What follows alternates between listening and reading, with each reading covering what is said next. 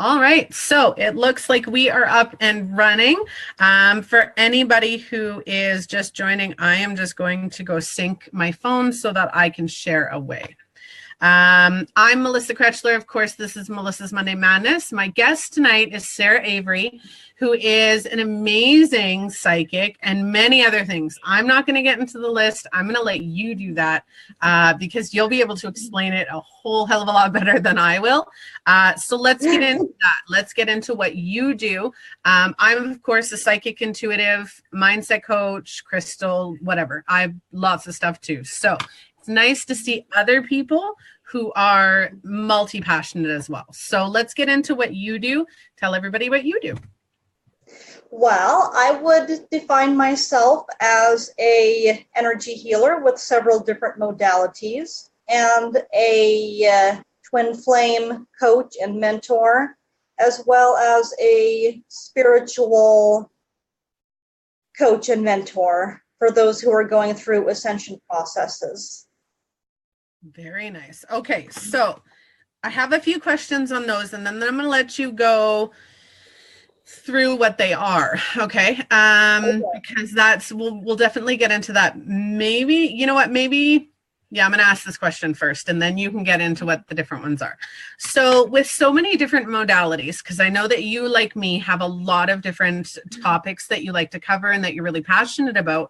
How do you identify how do you identify what clients you're looking for in what direction, as well as how do you promote that for a business owner to have so many different modalities? You've probably got different clients in each of those modalities. So does it get overwhelming trying to cater to them all? It does to a certain extent, but it doesn't to another extent. So it's kind of what I'm really working on right now is creating a special, I want to call it a special session that's kind of can do it all type of thing. So it would be a healing session, and it would be a coaching session, and it would be a reading session, kind of all wrapped into one. And it could be for twin flames who want to know more about their journey, who want a reading, and who need some healing and spiritual advice on their twin flame journey. Or it could be about any person who is on any sort of ascension journey or spiritual journey in their life, who just needs a little bit of healing and advice and insight. So I'm just gonna make sure we're getting some comments. Hi Amanda, hi Myron. Okay, so with the twin flame, I'm a twin flame. I'm married to my twin flame. A lot of people are misunderstood or misinformed about what a twin flame is. Very much I'd love to get your perspective on that. I've told my clients, I've done like a whole divine soul family connection blog on it. So I'd like your personal opinion on it and your professional opinion on it, and then we'll see if they actually differ. Well, I would say the most, I want to say, as you put it, confusion that I see, the most widespread confusion about what twin flames are that I have seen is that they are always romantic in nature, and that we are always meant to end up in a relationship with them at the end of our journey. And a lot of people confuse this with 3D relationships rather than the spiritual relationship. So I'll tell you my example of twin flames and and you can tell me if it differs. For me, a twin flame of my husband, right? I know that him and I have had many lifetimes together, but we have not had lifetimes together as well. I find that with twin flames, they're not supposed to be in this life with us unless there's huge transformations happening. Like you and I are spiritual workers. And right now, society and the world is starting to really open up to what we do as spiritual workers. So it makes sense for our twin flames to come down and be in this lifetime with us to help guide us through, to help support us through. Now, and for, I would say, about 90% of people who believe that they have met their twin flame end up meeting their twin flame in a soul awakening, heart awakening process. So it's at a crucial moment in your life where you really need to be opened up more spiritually. Yeah. And that is when you end up meeting them. Yeah. Like when I met my husband, he really kickstarted my mindset work. I had had terrible relationships with people who were probably my soulmates. And they each taught me different things. So when I met my husband, I was at this crucial point where I was like, it was love at first sight. Like we knew instantly that that was it. And he ended up leaving me because he was terrified, absolutely terrified. I was like this ray of sunshine in his shadow world. But I also realized at that particular moment that what I had done in prior relationships didn't work anymore. And I really learned my lessons building up to him on what not to do, like not to throw out, oh, well, you don't like me, then leave. Like he says that to me all the time. And I'm like, I'm not going anywhere. Like, you can piss me off as much as you want. I'm not going anywhere. I'm here to stay, dude. But I definitely feel like a lot of people get twin flames and soulmates very much confused. I recently accessed a lifetime that I had with my husband where he was actually, I don't have a sister like in this lifetime. But in a previous lifetime, he was actually married to my sister, but sleeping with me. So it's interesting to see. We don't have a lot together, but that's definitely one of the ones that we were together on, and it was a trial one. That one couldn't deny it. My intuition and my inner knowing on this topic says that twin flames have known each other in many different lifetimes, and that in those other lifetimes, it was similar to this one in that we were meant to meet each other and awaken each other and work towards union with them, but we haven't made it yet. Yeah. See, now, do you believe in the different relationships, the karmic, soul? Yes, I do. Very much so. Yeah. So now for me and for anybody watching who hasn't heard this, a karmic relationship is a relationship that's not meant to work. That relationship teaches you lessons, specifically the hard lessons. You're drawn to them like you would be a soulmate, like you would be a twin flame, but it's not meant to last. The purpose of that relationship is to learn those lessons and let them the fuck go because they're not meant for you. Soul relationships, like your soulmates, your soul family, your soul teachers, are all different people that you feel like you've known forever. And you're really drawn to them. You love them. You've got these immense feelings for them, but they're also there to teach you lessons, right? Where your twin flame is there to support you. I know my husband and I have both said that whenever we're together, it feels like we're coming home.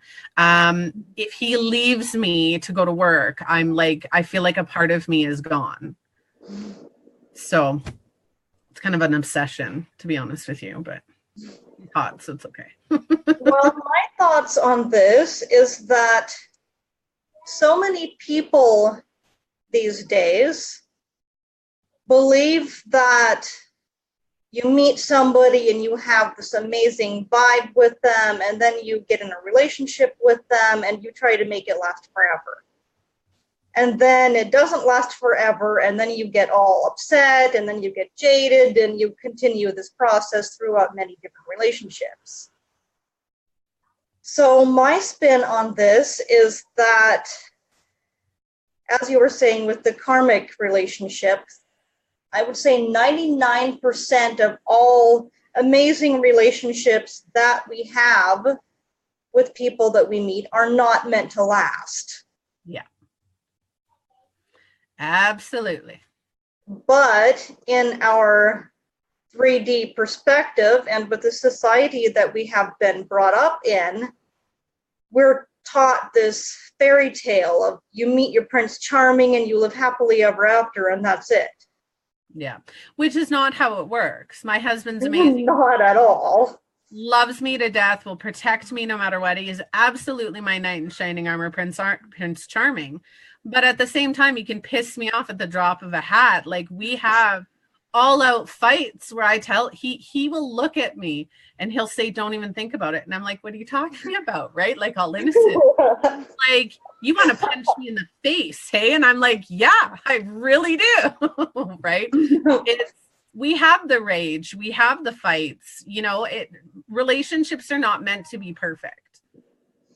So, well, with me and my twin flame, I would say we bring out the absolute best in each other, but on the drop of a hat, we can also bring out the absolute worst. Oh yes, definitely. But it teaches us, right? And that's the point of it. They're there to teaches us, it triggers us, it assists us with learning how to maintain our own energy and maintain our own actions and reactions.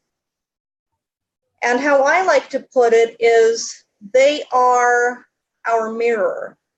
Yeah. How certain aspects within us are feeling is how our twin will be responding to us. Yeah, definitely.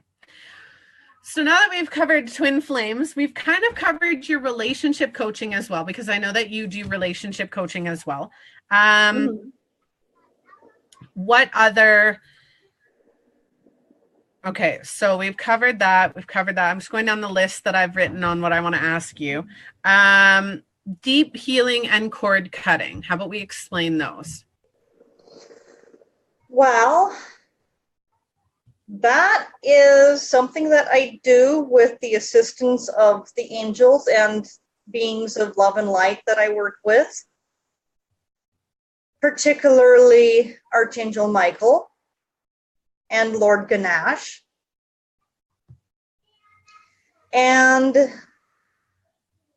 how I like to put this is a lot of times we have this self-limiting belief, and we know that there is something in our life that is holding us back from achieving all of that which we could be, or being all that we want to be, or getting as far down our spiritual journey or our twin flame journey as we want to be. But we can't quite pinpoint exactly what it is that is holding us back. So I specialize in energetic cord cutting, which is where I assist you with not only figuring out exactly what it is that's holding you back through my life coaching expertise, but then I also do the cord cutting, which is assisting you with removing whatever it is that you have within you that enables you to be energetically attached to things that are no longer serving you. Very nice. So I don't do cord cutting or energy healing. So if anybody watching wants that done, please go to Sarah. I do energy healing in different ways, but you won't get it defined with me. I'm just going to tell you what's going on, and that's it. We're just going to go that way. I make you figure this shit out. That's the thing, though. I'm sure you get your clients to do quite a bit of the work like for themselves so that they know how to do it, because we don't want our clients dependent on us, right? No, not at all. And I'm Not sure at all. you say the same with the readings too, right? You don't want clients to feel like they have to depend on your readings which is why I do the intuition building program now too, because I want to teach other people how to use their own intuition, pull their own cards, divination tools, all of that fun stuff, so that they don't need to go to other people, right? Mm-hmm. Not that, of course, we don't love doing readings, but, you know. And one of the things that I encounter are people who do readings for other people, but they lack the, I want to say, the connection to themselves. Inner knowing themselves to be able to do a reading for themselves. Yeah. What I generally tell them is to just randomly pick a card or maybe a series of cards, maybe 3 cards, and don't look at what the actual card is, but look at the picture. Yeah. So if you look at the picture, then you perceive what is going on in your own life in that picture. Absolutely. And that's the thing, right? Like, I mean, I do card readings all the time for people. I'm really good with my own intuition, but don't get me wrong, I love to go get card readings every so often. I'm like, that's why I asked you tonight. I'm like, hey, let's show everybody how you do card readings by giving me one, right? Free card reading. Why not? Why not, right? Okay, so there's a couple things that you had mentioned in our prior interview that I wanted to touch on now. So one of them is, what are these phrases that you gave me? What do they mean to you? So let's just go into a little bit more detail about them. What is self-acceptance to you? Self-acceptance is very much so for me linked with unconditional love of yourself. So it is forgiving yourself for everything that you perceive you could have done better. Anything that you feel bad about in any way. Any situation from your past that makes you think about it and then go, dang, I could have done that differently. Yeah. And it's just coming to accept that you are not perfect and not feeling the need to hold yourself to this perfect standard anymore. Oh, absolutely. I tell my clients all the time, and I'm sure you say something similar, which you just basically did, is that I have no regrets. There's not a thing that I've done. I've hurt people, I've hurt myself, but I have no regrets, because every one of those decisions that I made, I used, one, the knowledge that I had at that time. I wasn't spiritually awakened. And two, every lesson that I learned came from those decisions. They brought me to where I am today. Right. And I've got to be thankful for that. Mm-hmm. So what I find a lot of my clients are experiencing is that they feel bad about not having been enough or having made what they now perceive as mistakes, looking back on things that they've done in their past. And what I generally end up telling them is that your heart at the time that you made the decision was in the right place. Yeah. The decision that you made at that time was based on the information that you had at that time. Exactly. Yeah. So it was just you trying to do the best that you could with the information that you had and who you were at the time. Yeah. It's all part of that learning and growing experience. So I just wanted to interject for a second. Anybody who's watching on Facebook Live, on the webinar, make sure that if you've got any questions for myself or Sarah, absolutely post them in the comments. I am watching the Facebook Live comments off my phone. So if you have any questions, throw them up and we will get to them as soon as they're posted. So, okay, so we got self-acceptance. What about personal empowerment? Personal empowerment is one of my personal specialties. And invariably, all of my healing sessions end up revolving around personal empowerment. So all of my cord cutting sessions and all of my healing sessions, regardless of what healing modality I'm using, all revolve around reconnecting you with parts of yourself, with your divine power and your God or goddess-like power that you have given away throughout this lifetime and possibly in past lifetimes, by making other people or other situations or other places or things more important to you in your life than you are. Yeah. My favorite thing to say, own your power, because all we can do. Oh, I dropped my computer. I guess I shouldn't slam my hand down on the desk when I'm very passionate Possibly. about my computer. Okay, so what about false ego? So my intuition and my inner knowing and my own spiritual connection has gifted me with the knowledge of the difference between our true ego and our false ego. So in order to describe what the false ego is, I first have to describe what the true ego is.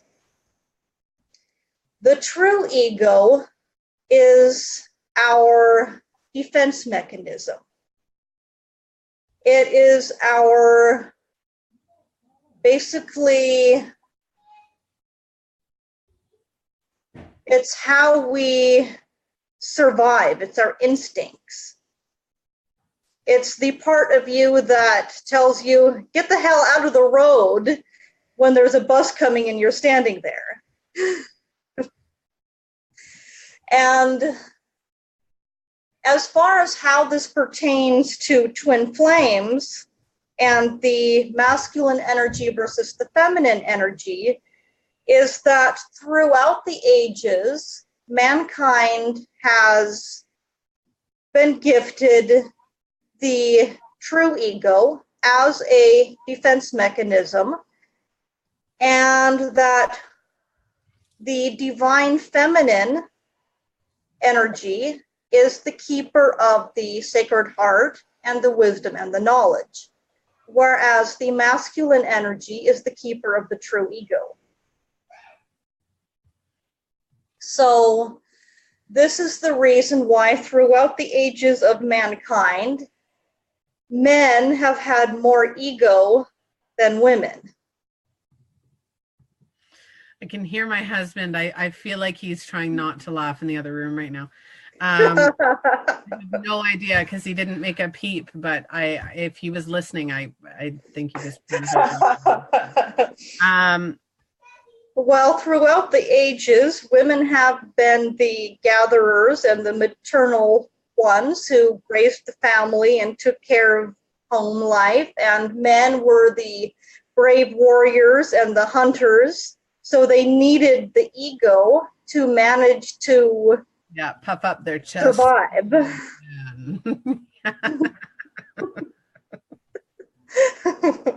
And in its truest form, the ego is a very good thing. Yeah.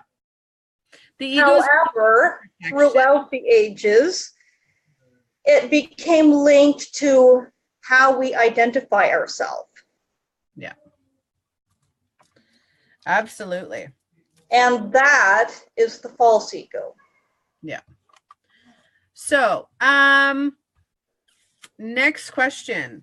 How do you suggest people use a spiritual approach if they aren't spiritual or religious? Well, I like to say that regardless of what religion you are or are not, you still have your own inner knowing and your own inner guidance. Meditation, people assume that it's spiritual. It doesn't have to be. Yoga doesn't have to be spiritual. There's so many different techniques and tools that we teach, even though we're psychic intuitives, even though we're coaches, even though we're in touch with our own intuition. There are so many aspects and so many tools and techniques that don't need religion or spirituality to understand. Exactly. And Yeah. And in my people get hung up case, what I have seen in the world and what I have experienced myself is that a lot of times the things that we are taught through whatever religion we end up affiliated with, or whatever spirituality thing we end up affiliated with, actually holds us back, because we end up learning to rely more on that rather than our own inner knowing. Yeah, absolutely. I choose to, I always say I'm spiritual, I'm not religious. I grew up in a religious family. Absolutely. I went to Sunday school. Like I said, I was fed religion as a child, and there's nothing wrong with it. I know a lot of amazing psychics, mediums, who are very religious. But I choose to call myself spiritual. And in my spirituality, I pick and choose. I will take stuff from Wiccan tradition and Native American traditions. I will pick and choose, Buddhist even, what I like out of each of them, and I'll use it to my own benefit, right? And I'll use it to the benefit of my clients. But I do not, I had one of my very close friends who is a Wiccan, or a version of a Wiccan, try very hard to convince me that I had to pick a denomination, and I agreed to a certain extent, but I fought it. Every ounce of my being just kept fighting it and fighting it and fighting it. And I said, you know what, I'm not going to do it. If I want to classify myself as a witch one day, or a Buddhist another day, it just depends on what I'm doing, right? But well, what I usually end up telling people is that we are ever evolving beings of love and of light. Yeah. So how you define yourself in one moment is not going to be necessarily how you feel like you need to define yourself in the next moment. Yeah. It's like changing from being a positivity coach to a mindset coach. And I'm sure down the road that'll change. It's as you evolve, so does your label, so does your title. You weren't born a mother, you weren't born a wife. You necessarily weren't born a sister or a father or anything, right? So all of these labels will get identified and interchanged as we grow and as we learn through those experiences. So that I really like. So, and this is actually very closely linked with the false ego that we were just talking about. Yeah. And what I have found is that a lot of people get stuck in one little box that they put themselves in, that they identify themselves as, and then they stop thinking of themselves as evolving beings of love and light. Yeah. They just identify themselves as this one thing and don't want to change. Yeah. I try to get my clients to identify themselves. I actually literally on my About Me section on my website, I said, well, all my labels are this, but at my core, I'm a spiritual being. I'm a woman who is trying to connect to my higher self. I'm trying to be the best version of myself that I can be while learning every chance that I can get, right? And that's hugely important, is to just... The number one thing I teach my clients is trust in yourself. You have to know who you are to create the life of your dreams. And when I do conversations on Facebook Lives or even in YouTube video form, I'm always talking about how we need to trust our own inner knowing and get more in touch with ourselves and put that first rather than other people's opinions or how we identify ourselves. What I see way too much of in this world is people getting wrapped up in not only how they identify themselves and getting stuck in this little box, as I was mentioning earlier, but also in how much power they allow other people in their life over their own life. You guys can have some cake. Sorry, cake time. Get Dad to cut it for you. Yeah, they definitely do. We do get caught up with a lot of the stuff that goes on and the lessons that we learn and stuff. So let's move on. What is your story? What got you involved in all of this? Well, as most people would identify with who are twin flames, I would say that although for most of my life I have been somewhat spiritually awake, my true spiritual awakening happened about 2.25-ish years ago when I ended up befriending my twin flame. Yeah. So this caused a whole bunch of spiritual awakening to happen in me. And for the last couple of years, it has completely turned my life upside down and caused me to question every belief and every thought I have ever had and reevaluate whether or not it was true for me.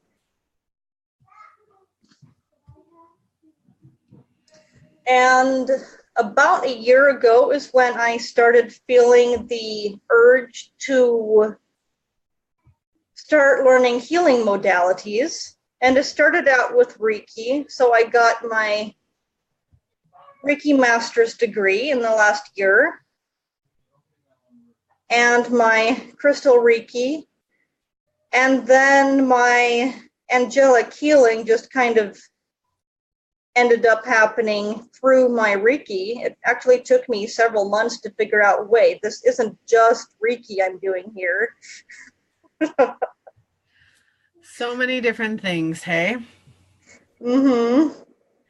So for people who are just awakening, because I know a lot of your clients probably are, and a lot of my clients probably are, what would be your tips and tricks to help them through it? Anything that you wished you had known at that awakening moment, or as you were starting your business, or I want to say more at the awakening moment, what your tips and tricks would be to help people through that? Well, I find for the most part, when we first begin awakening, we start realizing how much dense, heavy, and even sometimes negative energy we have that we're carrying around. So tip number one would be learn how to clear your chakras. Learn what your chakras are if you do not already. And learn how to clear them and learn how to clear your own energy. I literally have a course called Spiritual Protection that teaches chakras, like a ridiculous, because I do shadow work, right? The negativity, find the positive in the negative. I literally have smudging, salts, baths, showers, all crap load of different areas that people can use to remove the negativity in their life, to repel it, to transmute it.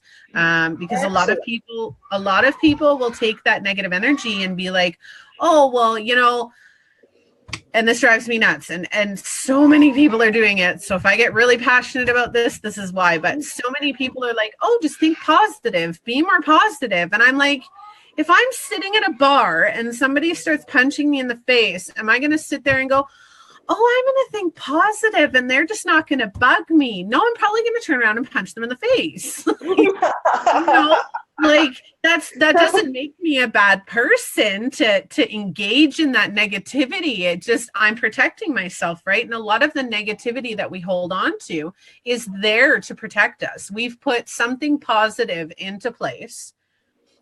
Say we've put a wall into place, or we've put a barrier or a thought pattern into place because we've suffered some form of trauma. And then 5 years down the road, we're not suffering that trauma anymore. And now that that barrier, that thought pattern is causing this abundance of negativity because we've never worked through the negativity. Mm-hmm. Right. So it's finding out what, sorry, my eye is twitching. My eye has been twitching for like 2 weeks. It's terrible. Finding out what that negativity is caused by and working through it rather than pushing it down or pushing it aside and ignoring it, because it's not going to go away. Mm-hmm, exactly. And what I like to assist people with who are just awakening is learning how to really hone in on and pay attention to their own physical body, how they're feeling physically, their own emotions, how they're feeling emotionally, and the thoughts that are going on in their head. Absolutely.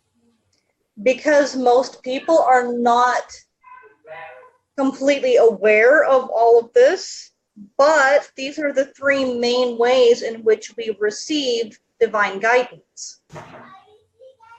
Yeah. Usually if there's something going on in your life, people, it's usually a freaking lesson. Ding, ding, ding, ding, ding. That's the big flashing sign. Here's your sign. And what I have figured out through my own twin flame journey is that what you have going on the outside of your life, the people in your life, your work, your job, your family, your friends, your boyfriend, your twin flame, your husband, etc., Let's click on friends for that for a second. I've had quite a few people bring up friends to me in the last few months, and how their friends don't care about them and their friends aren't there for them. And that's been a huge hot topic for a lot of people lately. So let's use that. Let's use friends as your example here. Okay. So what I have found is that these people in our life are representing our own inner chaos. So this is your mirror. If there is an aspect of you inside yourself which is experiencing any sort of chaos or trauma that is currently needing to do some healing soul work or shadow work, this is going to be represented through the mirror aspect and going to be shown up to you in the form of other people in your life or other situations that you find yourself in with other people in your life. Yeah. Absolutely. So, for instance, if somebody is not showing up for you in the way that you would like them to, or not being as supportive of you as you would like them to, this would tell me that there's an aspect of yourself that wishes that you were more present for yourself. Not only that, so I was on that thought pattern for quite some time. Now, I did talk to another psychic that I'd been working with as well. And she really brought to the forefront that it's not always a mirror effect. If we're in a relationship, say with our twin flame or with a soulmate or karmic relationship, right, or a friend, whatever it may be, if we're in a relationship and we're noticing that something that that person says or does is irritating us, it's causing that negative feeling in us. 1, it could be a mirror. 2, it could be because you have something in your past or something in your thought patterns that comment is triggering. So she used this example, and Pixie, I love you. I'm going to use your example. She had this couple that had this issue. Now, my husband loses it. He can't stand it when I don't do the dishes right after dinner. Now, there was this couple who the wife would cook dinner. The husband, she asked him every night to do the dishes right after supper. And he said, I'll do it tomorrow. And he would do it every morning the next day. Mm-hmm. Now, they figured out that wasn't a mirror issue for her. What it was is that every time he didn't do the dishes that night, she felt as if he didn't appreciate what she had done because he wasn't doing it on her expected time frame, that it was an offense to her, right? So it was a thought pattern that she was struggling with, not actually something that he was identifying with, right? So it can be a mirror, like you said. It could be a thought pattern. It could be something that you're dealing with that you need to work out, right? Just because somebody says something to us and we fly off the handle doesn't mean that it's our mirror. It could be just something that somebody said when we were younger that triggered us. Or I find a lot of the time in my relationships, if I put my expectations on other people, that relationship's not going to work the way I want it to because it's under my expectations. Exactly. A lot of times in friendships, relationships, whatever it may be, we put expectations on other people. It's not their responsibility to make us happy. It's not my husband's responsibility to make sure I'm happy. It's not my children's responsibility to make sure I'm happy. And it's not my responsibility to make sure they're happy. We are in complete and utter control of our own lives. So if we want to be happy, what I tell people a lot too. Absolutely, yeah, because a lot of people don't do that. They don't put that. They put that expectation on their spouse. Oh, well, it's your job to bring me flowers and make me happy. No, go out and buy your own damn flowers. You know what I mean? Like, I tell my husband all the time, like, you never buy me flowers anymore. And so I did a vision board and I put flowers on it. I went out and bought a dozen roses or a bouquet of flowers. The following month, he bought me flowers, right? So it was, you have to start putting that your happiness, you have to create, not other people. Exactly. And this is where I see a lot of people putting on, I want to say, not just expectations, but also pushing their own beliefs into aspects of their life as it pertains to other people that are in their life. Absolutely. So, for instance, with the woman who wanted her husband to do the dishes every night, I would wager that she was brought up in a house where everybody did the dishes right after dinner. So that was her normal. That was what she believed should happen. Yeah. And I believe that he was not. Probably, yeah. You know what I mean? And it could have been that he just wanted to relax with her after dinner, show his appreciation by relaxing with her and spending time with her. And then the next morning doing the dishes, right? It was, it could have been anything that he sought. And that's the thing. A lot of people don't take the time to say, okay, well, why does this bother me? It's probably not you. Probably has something to do with how I'm taking it. And that's another thing is people react rather than responding. When we're reacting, we're using our emotions to give that response. When we're responding, we're doing it from a calm place where we've thought about it and our emotions aren't ruling our tongue, for lack of a better terminology there.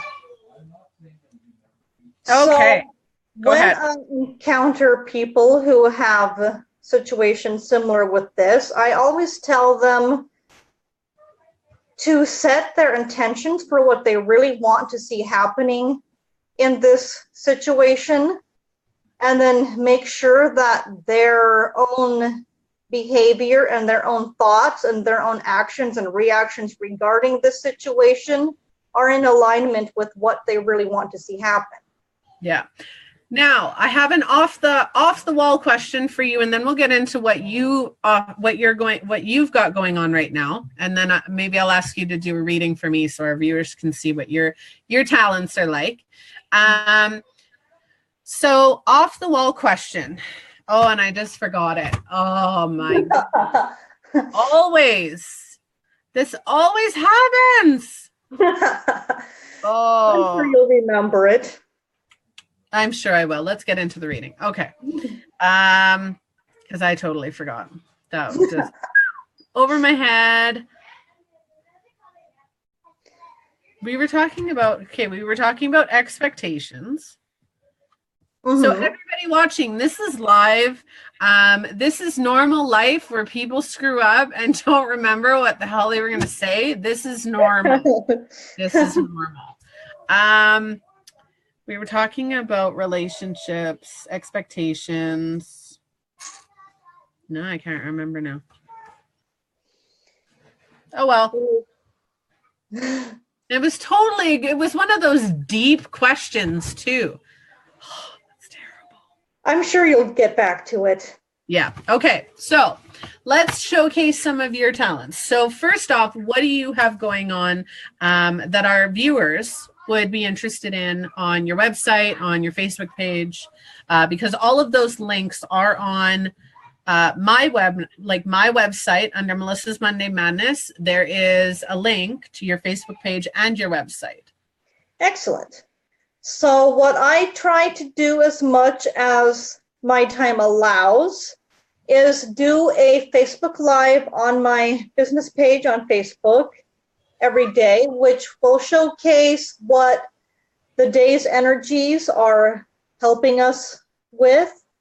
And this is a intuitive / tarot / oracle reading, so it's kind of all wrapped into one. I pick up on the day's energies and I go with whatever cards I end up picking. And I assist people with figuring out exactly what's going on with the daily energies and what phase of progress we are making on our spiritual journeys. Very nice. And as time allows, I try to do this daily. I have not been for the last couple of weeks. I've been kind of slacking. Life's been a little hectic. We've all been slacking. It's that new moon energy. That new moon energy has been crazy. And I also do on my website, I do any kind of reading that you might want for relationship or twin flame or career or just your spiritual path. I do pretty much any kind of reading you could want. And this is also with tarot cards and oracle cards and my own intuition. And I specialize in healing. About a year ago, I realized that my soul was put on this earth in this lifetime to be a healer, and that it has always been a healer in many other lifetimes. So this is what I primarily try to focus on. And my special, or I would say my signature healing modality would be the angelic healing. And this is where I connect your individual energy with the energy of whatever divine beings of love and light wish to come forward to assist with any sort of healing that you may need, and with any sort of cord cutting. That sounds amazing. It is really amazing. Like, even with me just being the facilitator for this, I'm on pins and needles the whole entire time. That's awesome. Because the readings are so different, right? It's really nice. Like, we can do mini readings on a Facebook Live, right? And it's you're not going to get, I don't find they're as detailed, and I do mine a little bit more generic. I'm the type of psychic where I'm not going to say, okay, well, you're going to get this job in 6 months. Well, tomorrow you can change your mind and decide you want a whole other job, right? So I try to avoid giving specific time stamps. But that's the thing. People need to understand with readings that at any point in time that you're given a reading, you can change the outcome of that reading. What I end up uncovering a lot of the time when I'm doing a reading that goes into any sort of future timeline for the recipient is what I like to call a possible outcome. And possible outcomes for me are generally a warning of some kind, telling you that if you go on your present path, that XYZ is going to happen. And then I'm gifted with the intuition of how you can avoid that happening. Very nice. And I always like to say, because a lot of people come to me for readings, and then when I pull a rather, I want to say, negative future card for them, they're like, oh no, my future is going to be all dim and grim and et cetera, et cetera. And I'm like, no, not necessarily. This is only a possible future. Yeah, people get so paranoid about that. And honestly, for most people, you really don't need to be paranoid about getting a reading done. Your life has got tons of negativity in it already. Majority of us has got some form or, past negativity that we're still dealing with. It's not going to get, you're not going to get a reading. If you go to a reputable psychic, they're not going to tell you when you're going to die. They're not going to tell you. They're not going to tell you you're going to get divorced. They're not going to, we're not the harbingers of doom and gloom, right? Like we're going to tell you, okay, well, you might not be on the right path because, you've got this mindset block that's probably going to make you make a stupid decision, but that's, up to you because it's your life, right? So I find, that does happen quite a bit for me. But so what I like to tell people who look at their future in that way when they end up getting a rather negative card is that the future is shaped in this precise moment right now based on how you're feeling and what you're thinking and the decisions that you decide to make right now. That is how your future is shaped. Absolutely. So any future card that you may get is only going to tell you how in the future you could be reacting based on how you're feeling right now and how you choose to react to it. Absolutely. No, I totally agree. All right. Well, let's see about, do you have time to show a quick reading? We'll do a reading for me. Absolutely, I could. I had another idea, and this isn't the one that I forgot. I did forget this one, but this isn't the same one. I have to figure out how to go back and pull half of this video off of Facebook because I didn't hit the record button until halfway through because, I'm blonde sometimes, okay? Blonde sometimes. There's bound to be some mistakes. Well, I have actually figured out how to pull a Facebook Live video off of Facebook and download it, or I should say upload it onto my computer. So I do know how to do that. Yes! Perfect! Perfect! I figured out how to do that not only on my personal page or on my business page, but also on group pages as well, if I choose to go live in a group. You're going to have to share that secret with me. Absolutely. I look forward to that one.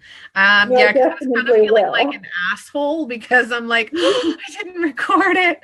I'm like, no! So I was thinking, and this is spur of the moment pop up, for everybody watching this video, if you share it, I'll give you a free 3-card reading. And I'm sure that, I know I'm, calling you out here, but I'm sure Sarah will draw a name as well, and you'll get a reading from both of us. Excellent. Yeah, sounds good. 2 winners. Get some sharing out of it. So everybody who shares, make sure that you comment that you've shared it, whether you're watching the replay, whether you're watching the live, make sure that you share it, comment that you share it, and we will pick 2 winners to get a reading from both of us. So I think that's pretty exciting. Sorry to put you on the spot like that. I didn't. Oh, no, that's fine. That's exciting. Yeah. So we're already getting shares. I'm already getting the dings. So make sure you comment. You have to comment that you've shared so that we can write your names down. So, all right. So do you have time to do a mini reading for me just so everybody can kind of see what your readings are like? Yes, absolutely. So what I like to do, because this winter I decided to treat myself to buying myself a whole bunch of different decks. So how I generally like to start this is by letting you choose what deck you want me to read from. So I have the Guardian Angel Tarot deck. Okay. From Doreen Virtue. And I have the Archangel Power Tarot deck. And I have Magical Messages from the Fairies Oracle deck. And let's see, Native Spirit Oracle deck. Whoop, dropping it here. And Lover's Path Tarot deck. This is actually the one that I got many years ago, long before my spiritual awakening or my twin flame path. And the Tarot of Dreams. So I'll let you pick out of 3. Okay. So either that one, the Tarot of Dreams, Native Spirit, or Messages from the Fairies. Ah.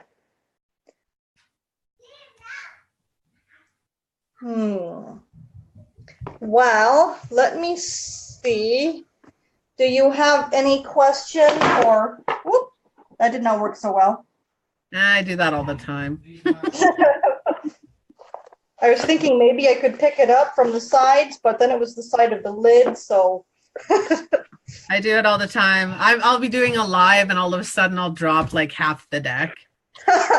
And normally if a card falls out, you'll read it, right? But if I'm dropping like 10 of them, I'm like, no, I'm just going to reshuffle those right back in the deck. Right, because 10's a little overwhelming. Yeah, definitely. So, I just actually came out with a new spread the other day too. I was super excited. Yeah, it's a 6-card spread. I haven't, for anybody watching, I haven't put it on the website yet. It's a 6-card spread, and you get to ask 3 questions, and like each of the 2 sets of cards, because there's 6.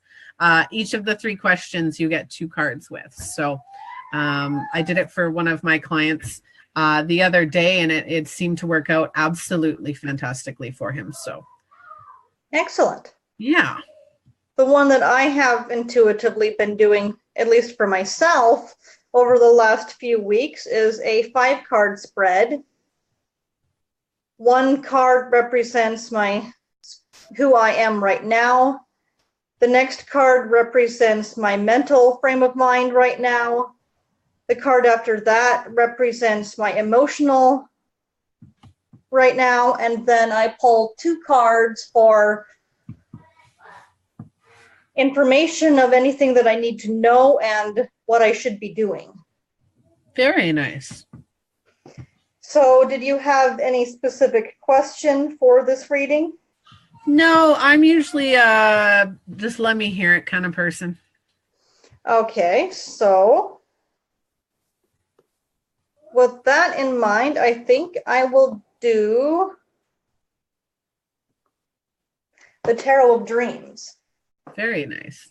That might help me. I've been having some interesting dreams lately. Ah. Very interesting. So while she's doing that, don't forget, guys, make sure you share. This webinar video will be up. It'll be on the website. It'll be on YouTube. It'll be on Facebook. Make sure you share over the next 24 hours. And then Sarah and I will each pick one person to get a reading from each of us. So make sure you are sharing, because that's super important. And super exciting. Oh, yes.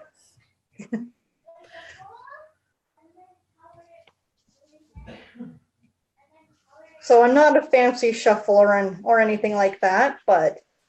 Yeah, we each do it differently. That's part of my intuition course, right? Is I just did, I might take a little bit of the time back because right now it's a 5-month course because of all the stuff you can throw in there.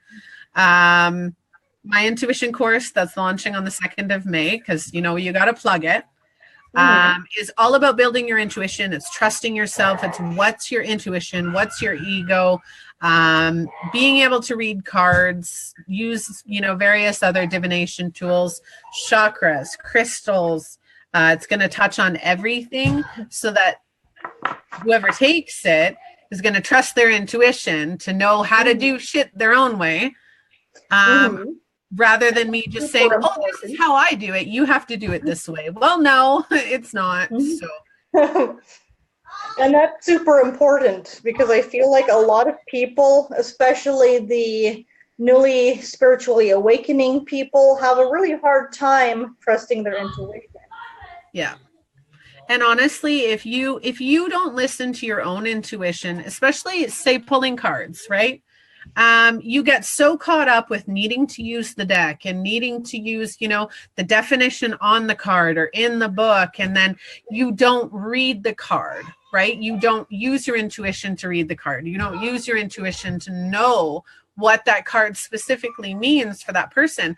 I could get, whatever card I pull out, like whatever cards you have in your hand right now, you could turn around, read the definition, and look at the card and say, but this picture is telling me something completely different for you, right? And people don't get that trust with the cards and themselves. Just because a card says something doesn't mean that's what it is. Because even the traditional meanings have additional meanings attached to the card. And that is where I find a lot of people come to me for readings, because although they do readings for other people, they don't trust their own intuition well enough to be able to figure out what the additional meanings are. Yeah.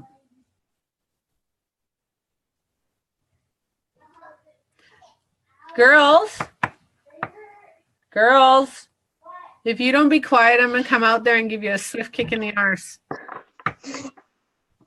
Love you. Be quiet. Now they're whining, Daddy, Mom's going to give me the bomb. 5 minutes later, Mom, can we have some cake? Probably what's going to end up happening here soon. Okay, so I pulled some cards for you. Perfect. And I did the 5-card reading like what I've been doing for myself lately. The spiritual aspect is the 10 of Swords.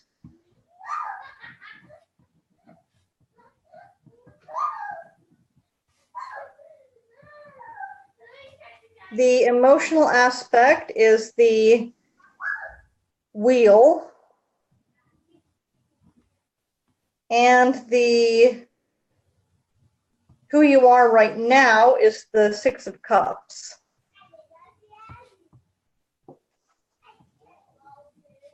So I've only used this deck for readings a couple different times. It's kind of new. Nothing wrong with that. I've got, what is it? There is a couple of the decks, like the dragon deck. I have a dragon deck and it's a beautiful deck. It's got the meaning on the cards, but then there's some in there that I'm not familiar with. Like it'll say, oh, the ley lines. And I'm just like, what? Like I haven't gotten that far yet. What the hell? And I'll have to go back, right? I'll be like, okay. So let me read the Cups one first. When I find where the heck in this book the cups are.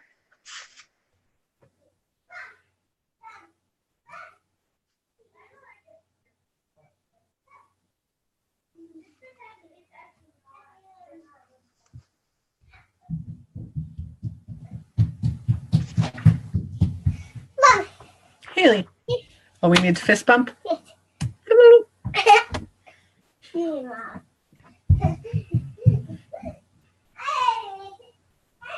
Fist bump. Okay. Okay, so 6 of Cups.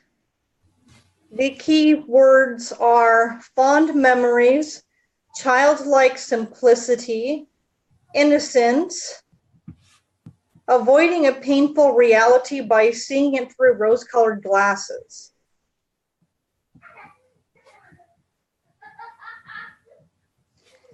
So I'll show you this card here. Very nice. Those are cute cards. Hey, that symbol looks familiar.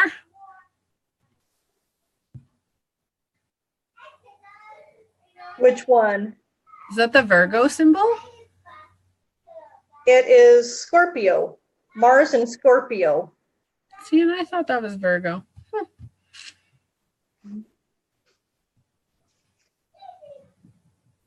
So wait. I think I was looking at the wrong one. Sun in Scorpio. That's what it is. Not Mars in Scorpio, it's Sun in Scorpio. So the Sun in Scorpio, since you brought that up, says you have an intense longing, the Scorpio aspect, to feel once more the self-confidence and optimism, Sun aspect, which you have felt in your past. Wasn't that just a ray of sunshine bang freaking on? I was talking to my husband about that not long ago.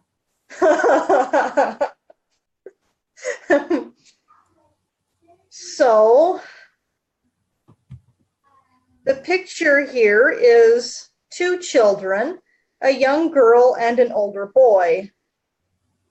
Before them are 6 cups brimming over with flowers, beautiful flowers. In this card, after the disappointment, suffering in the 5 of cups, a measure of contentment and pleasure is found in the quiet contemplation of happy memories. Of course, not all childhood memories are happy, but children tend to look out on the world with a simplicity and directness, which as adults we may envy. So the 6 of Cups refers not only to nostalgia, but also to applying the same childlike clarity, simplicity, and innocence to our lives today.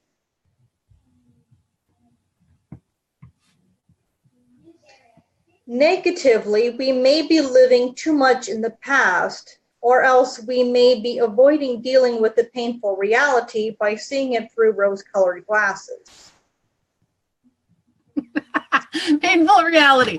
The past self-confidence and joy that I was talking to my husband about was that I was skinny. I was young, and I was successful. And it was, but at the same time, so in being good looking at that time, in being skinny at that time, being successful at that time, I was doing drugs and I was an escort. So rose-colored glasses, I had a shit ton of confidence and I had a shit ton of money, but I really wasn't doing the greatest job. So rose-colored glasses, absolutely. That it's not, I wasn't being my authentic self. And that self-confidence and that success that I had at that point really wasn't what I thought it was, looking back. Yes, dear. Mommy, Terry. You want Mommy's tablet? Yes. Oh, you little thief. Take it and go. Give me a kiss. So what my intuition is telling me about you in regards to this card is that there is an aspect of you that wants to feel more childlike innocence and that wants to feel more comfortable in your own skin with who you are now. Yep. being comfortable in my own skin. I'm 70 pounds heavier than I was then. That's definitely a huge hit to your ego. That's a huge hit to your self-confidence, right? And I can totally relate with that one because I spent most of my life being somewhere between a size 4 and a size 6. For the last, I want to say, 4 years, I have been a size 16. Yeah. See, and I'm a size 18 and I was a size 10. And for me, that was, I was 134 pounds and I was 18. So that was the smallest I'd ever been. I lived my life on the edge. I did whatever I wanted, whenever I wanted. And there's the childlike, right? Where I didn't have all the responsibilities and I didn't have children to take care of. And my husband and I, when we met, we didn't get to necessarily have a lot of that fun because we already had children. Like he had a son, I had a son. We both had jobs, responsibilities. We didn't get to have that fun experience that we should have, right? So we're going to get to have that soon, you know, once our businesses kick off and we're living the life of our dreams. I'm going to be, you know, having my own boat and going boating all the time and going to the opera and the ballet. Awesome. I told my husband I'm doing a new photo shoot and I have this vehicle that I want. And it's a $95,000 vehicle and perfect for my family, perfect for what I need it for, right? Economy wise.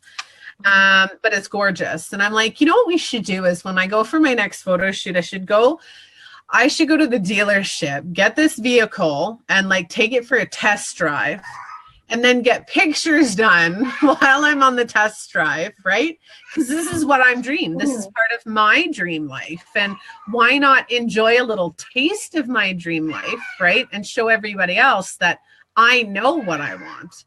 So, and then I told him I wanted like to dress to the nines, like old school. I want the arms covered and like the satin dress, and I want to go like him in a suit and everything, and we're going to go take pictures doing that. So that sounds awesome. Yeah.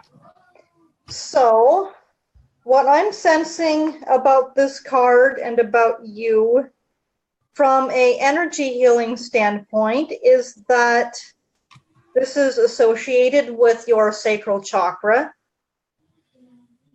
As I like to tell people a lot of times, especially my clients, is that the sacral chakra is where I would perceive the inner child to be if it were in a physical place in us.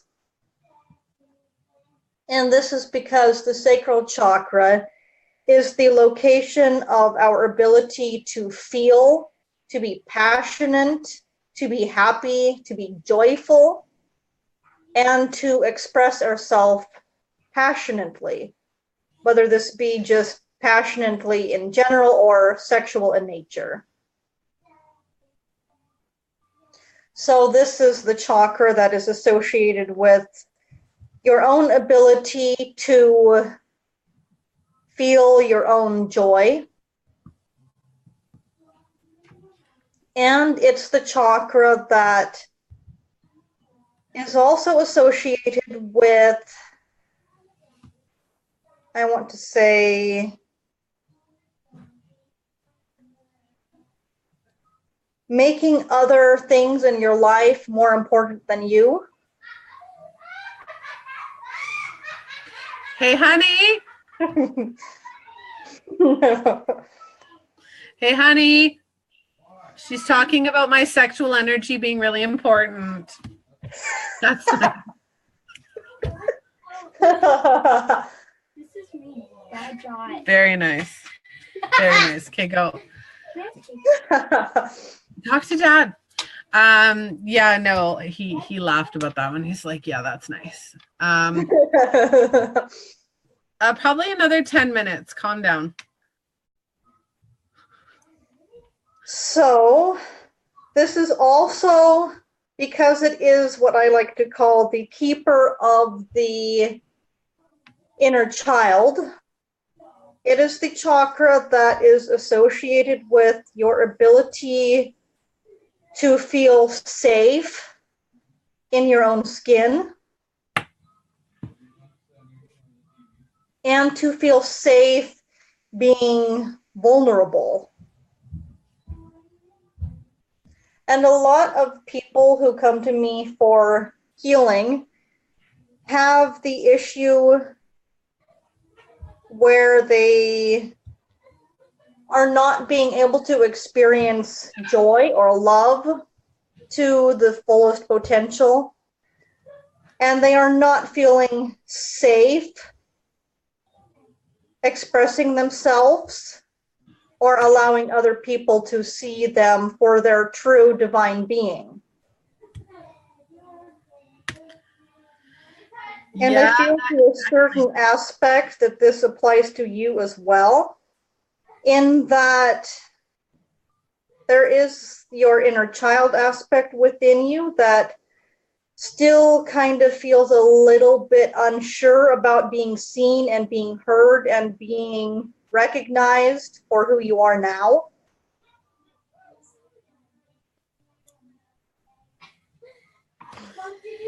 Yeah. There's definitely a difference between what it was like then and what it's like now, and the way people see me now versus the way they saw me then. Mm-hmm. Out. And I can totally relate with that because I have my own past as well, and I'm having to completely recreate how I allow other people to see me, and am having to completely recreate who I am as far as how other people see me. Oh yeah. The whole spiritual awakening process thing. Well, you see yourself one way, right? And that's one of my problems is I see myself one way, and the way I see myself is the way I want myself to be. So I want myself to look healthy, and I want myself to look as beautiful as all the other girls that are doing what I'm doing, right? And I sit here and I'm like, well, I'm overweight. I'm a smoker and I drink tea. So my teeth are, slightly yellow, and I need to get my hair done and my nails. And I'm just like, I see this vision of myself, and that's how I feel inside. But my outward appearance isn't showing what I'm seeing inside.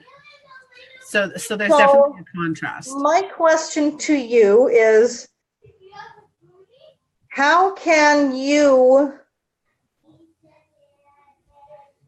mesh these two parts of yourself together and see yourself as the same person when your nails aren't done, when your hair isn't done, when your teeth aren't as white as you would like them, when your life isn't perfect, when you aren't perfect, when basically you're a mess?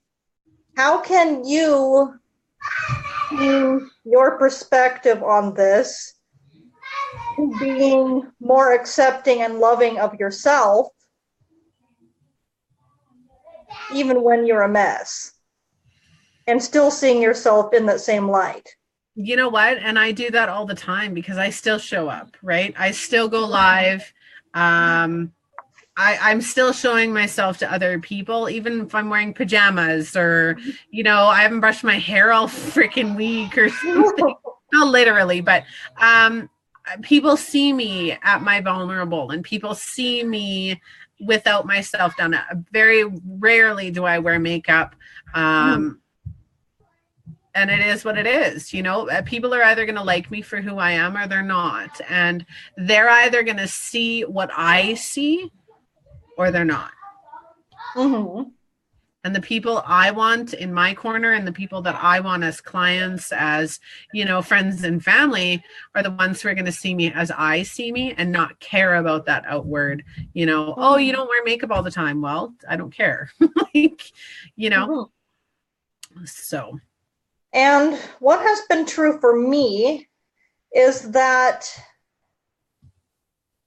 the people that I end up encountering are my mirrors. So if there's an aspect within myself that is kind of putting myself down for not dressing up, for not presenting my best side, etc., then I end up encountering people who notice that I'm not dressed up and comment on it and or criticize me for how I've decided to show up.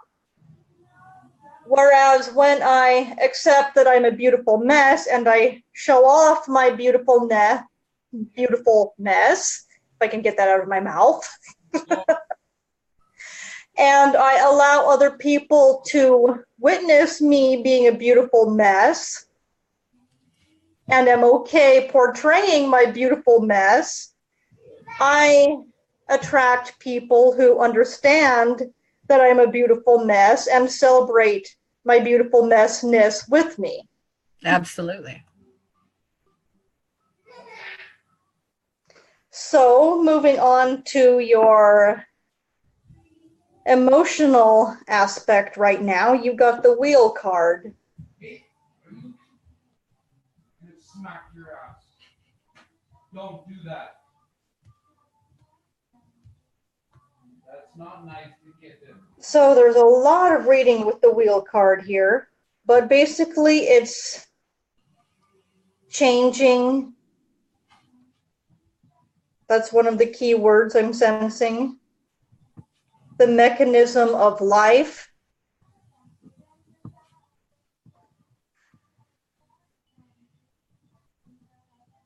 The wheel contains a very simple metaphor. The wheel of fate, the feelings that our destinies are determined by the turnings and workings of some cosmic machine.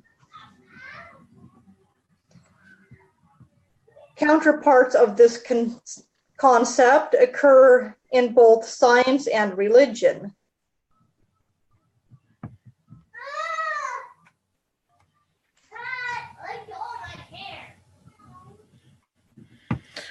So I think with my kids being total assholes in the other room, because I love them dearly, but they are being assholes because it's just about bedtime. There's like 5 minutes till bedtime, and we've gone over by quite a bit.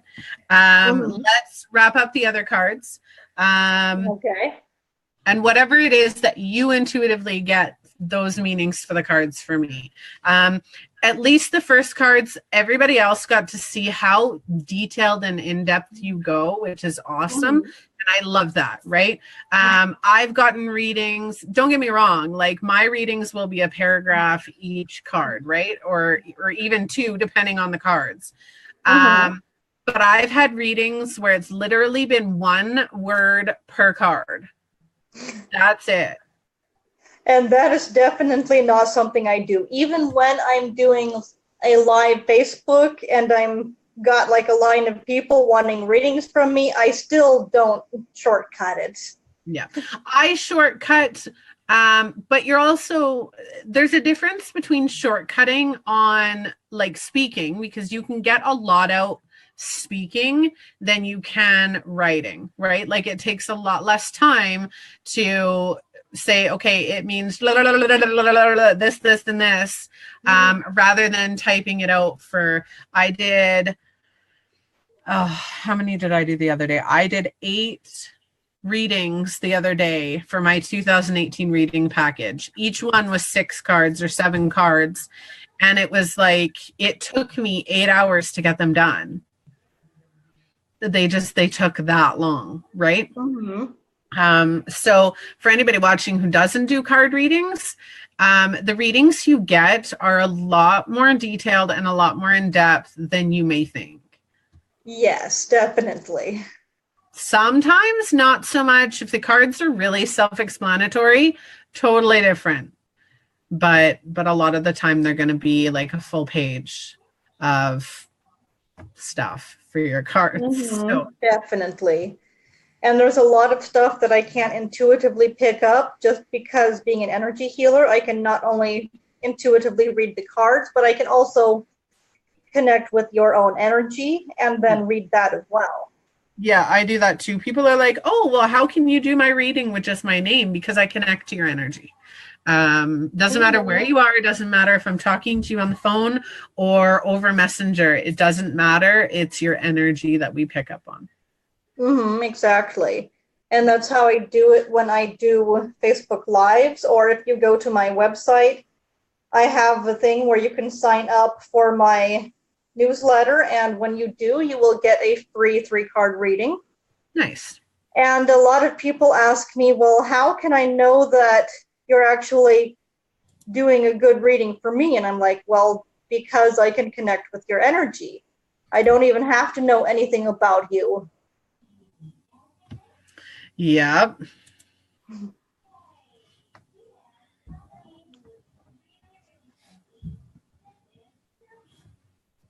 So I'm trying to figure out what the main meaning for the wheel is as it pertains to you.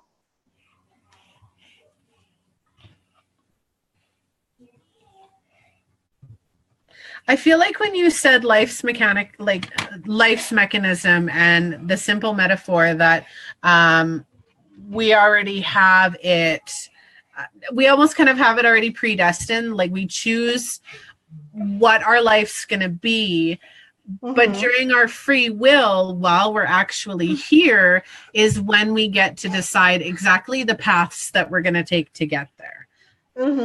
So I think it's just having, for me, that card is having faith that I'm going to get where I see myself going.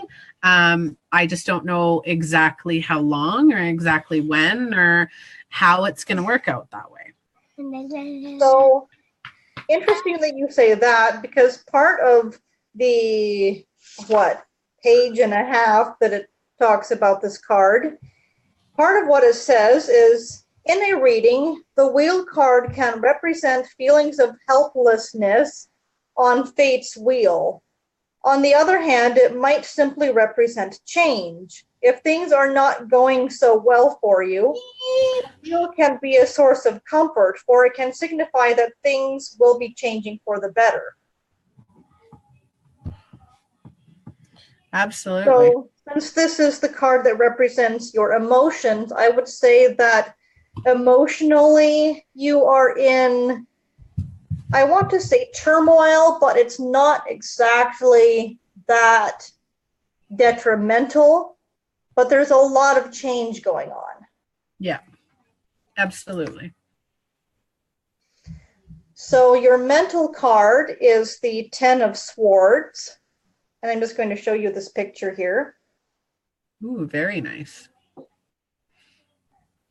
Just to click, Kayla, and anybody else who's watching, if you share the video, either the live or the replay, we will be picking a name from each of us, and you will, for the 2 people we pick, you'll be getting a reading from both of us. So make sure that you're sharing the live video, whether it's live or replay, whatever. And tomorrow we will be picking 2 winners who will get a reading from each of us. So make sure you're sharing. We won't be doing any readings tonight. We're probably going to be ending the live in about 5 minutes. Approximately. Yeah. So we will continue. So the 10 of Swords is the Sun in Gemini. Here we see the end result of identifying too closely to our ego consciousness, represented by the Sun, what Buddhists refer to as the monkey mind, which chatters endlessly and obsessively so that true perception is obscured, the Gemini aspect. So this is the mental card for you. Or no, the mental card for you. I almost got myself confused there.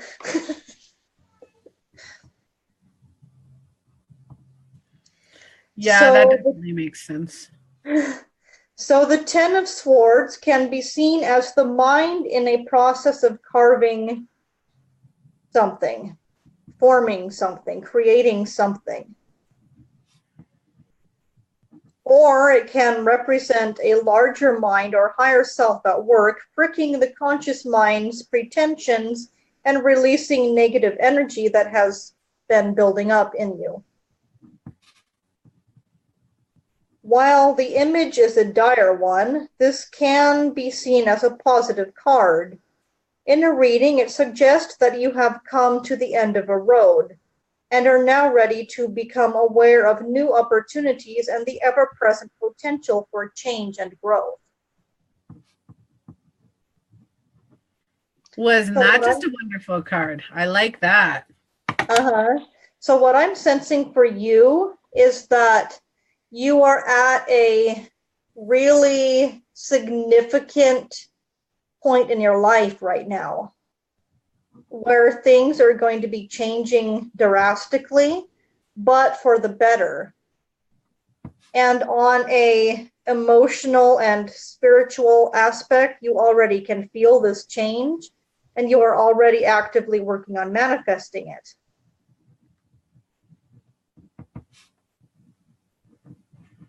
So the card that represents what you need to know is the Moon card. And I'll show you this picture. It's a beautiful picture. Ooh, I like that one. So let me figure out where the Moon card is.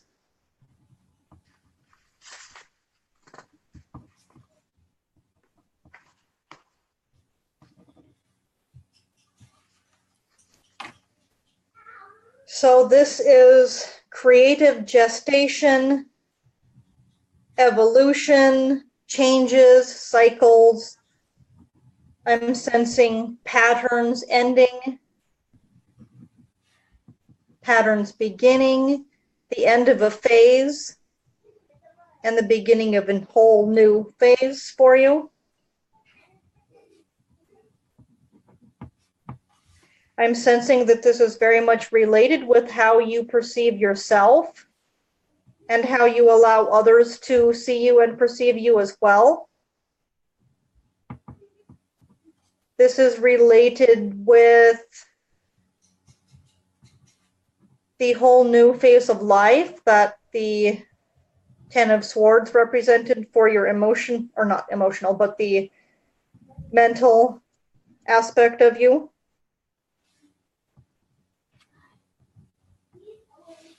So this is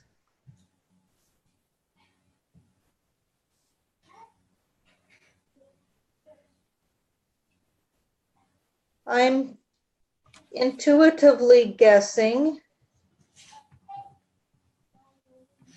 that this is about how you view yourself and reconnecting with that innocence within you that I was talking about, your sacral chakra and your inner child. This is reconnecting with that.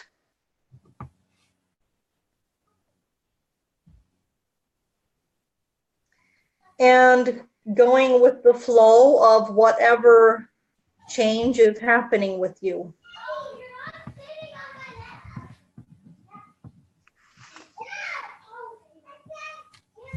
Perfect.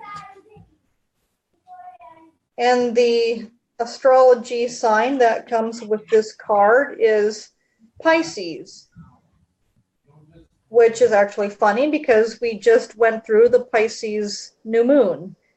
That we did. And new moons are all about manifesting and setting intentions.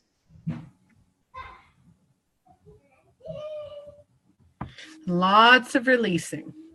Mm-hmm.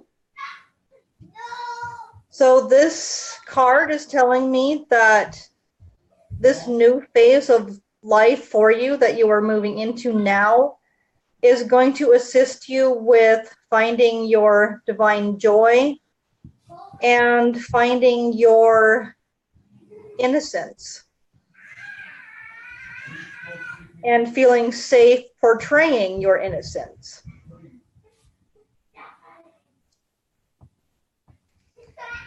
And then we move on to the advice card, and this is the Death card. Very good. I'll show you this picture too. Ooh, I like that one. Mm-hmm.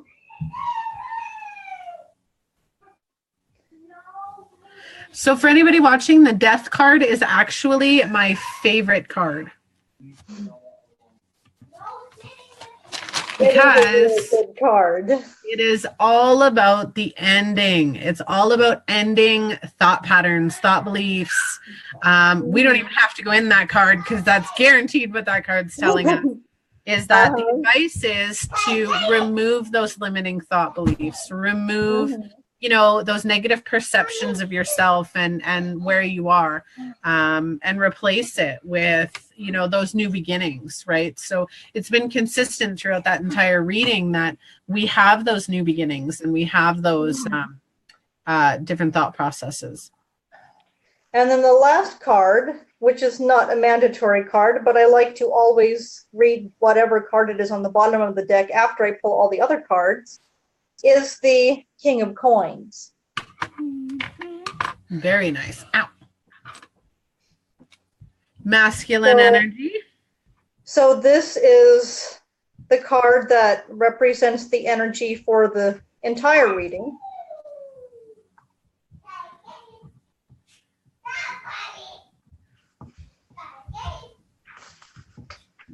And ooh, I'm picking up on the energy of your cards.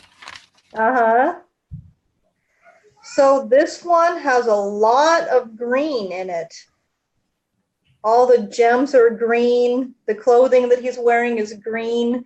So this signifies to me a lot of healing and a lot of freshness, like spring.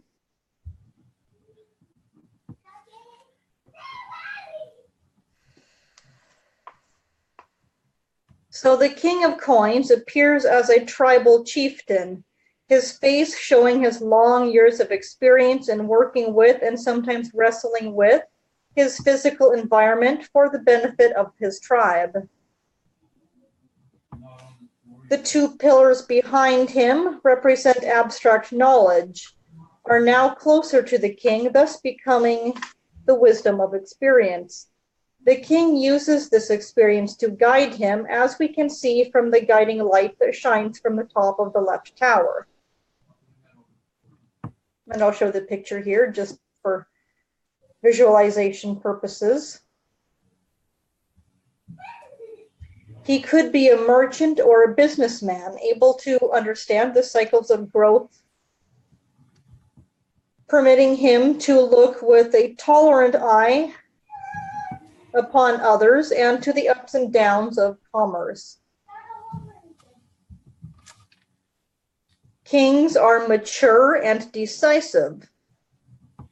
The King of Coins must sometimes make very hard decisions and would be more likely, for example, to lop off that branch than the Queen of Coins would have simply trained to grow in another direction. So I'm sensing a lot of doing things the easy way rather than the hard way. Whereas the Queen of Coins would work patiently. Do it my husband's way, not mine. Huh? Do it my husband's way, not mine. Exactly what that is. So he's always like, I'm like, we may need this later. He's like, babe, get rid of it. You're not going to use it. Just throw it out. And I'm like, but you never, he's like, no, just no, get rid of it. I'm like, okay. So the stage of development that this card has, and what I love about this particular deck, is that in all of the major arcana cards in the description, it has a stage of development. So it says, a task or endeavor reaches a peak stage of operation for you. An example would be a business that has grown to the point where it can basically run itself now.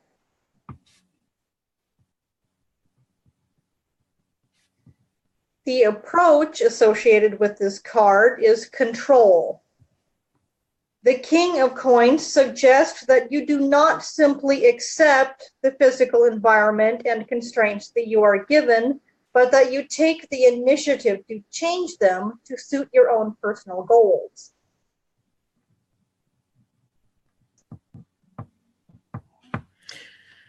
I've started outsourcing stuff today that I was fighting very much. And today I actually started outsourcing stuff that I wouldn't normally outsource. So that's taking control, taking initiative, and definitely moving past my comfort zone because I like doing everything myself.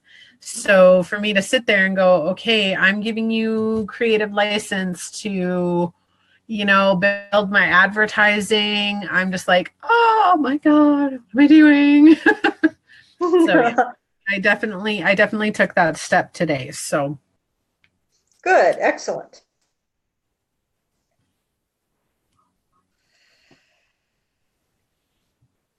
So this card represents 2/3 Virgo and 1/3 Leo. So this is very action-oriented, doing, not thinking, doing, not feeling, but not in a negative way. This is just in my own intuition. It's you already have felt everything that you need to feel. You've already thought about everything that you need to think about. Now is a time for action. You already know what you need to do. You already know how it needs to work. It's just the time to manifest it into your reality.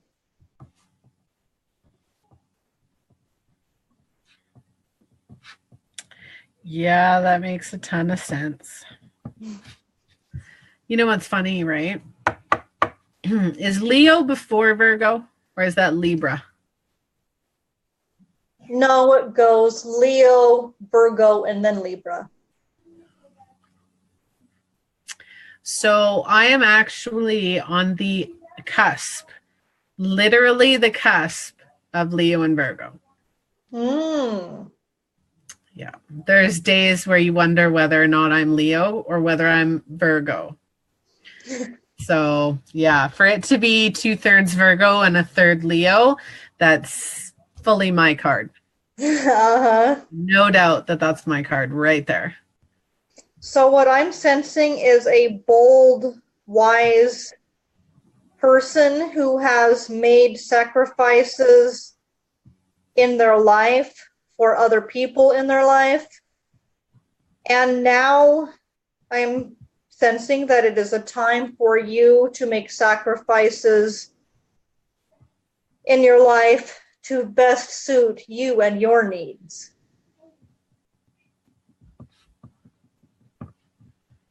Perfect. So I think this wraps up the reading. Perfect. Well, I want to thank you for the reading. That was amazing. So if anybody's interested in a reading from Sarah, in any of her coaching, in her cord cutting, energy healing, all of that is located on her website, which is www.divineharmonyhealing444.com. And I do have it memorized. That's also on Facebook. It is on my website, melissakretschler.com, under Melissa's Monday Madness. If you like this interview series, usually it's an hour. We went over quite a bit today. If you're interested in being a guest, if you're interested in joining me or finding out more information, go to my website under Melissa's Monday Madness. And definitely sign up to be a guest. Again, Sarah, I thank you so much for joining me. Anybody have any further questions for her, you are more than welcome to go to the website, go directly to her. This video should be uploaded to YouTube within the next day or two, depending on how I figure out how to take it off Facebook. And I will show you how to do that. That'd be awesome. And then don't forget, guys, I got a lot of stuff going on my website. I'm sure that Sarah has a bunch of stuff on her website. Daily readings. If you're interested in learning how to become an intuitive reader or a psychic reader or even a medium, I do have a program that is starting May 2nd. It's called Spiritual Sass and Other Shit. And it is all about finding your own intuition and how to use it for your benefit. I'm not going to sit there and tell you, oh, you have to read cards this way. No, we're going to find out how it works for you. So everybody, I hope you have a wonderful night. I'm going to go deal with my asshole children who decided for the last half an hour to be raging shits. And so save my husband who's probably raging in the background behind them. So much love, guys. Thank you very much. And I look forward to hosting you again. And thank you so much for hosting me this time. And I look forward to connecting with you again soon. Absolutely. I'll talk to you tomorrow because I'm probably going to go to bed shortly after I put my kids to bed. So I'll talk to you tomorrow and you can send me how to upload this video. So much love, guys. Thank you, Sarah. Have a wonderful evening. And if you have any questions, guys, again, go to the websites and find our information.